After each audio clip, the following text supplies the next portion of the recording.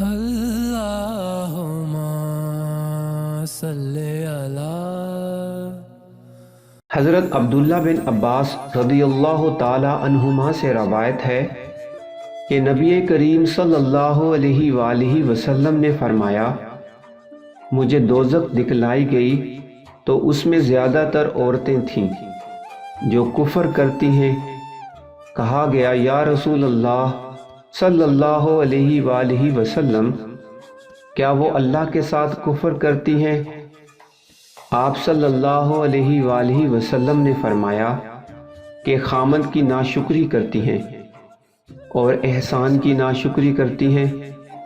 اگر تم عمر بھر ان میں سے کسی کے ساتھ احسان کرتے رہو، پھر تمہاری طرف سے کبھی کوئی ان کے خیال میں ناگواری کی بات ہو جائے تو فوراً کہہ اٹھے گی کہ میں نے کبھی بھی تجھ سے کوئی بھلائی نہیں دیکھی۔ صحیح بخاری حدیث نمبر 29۔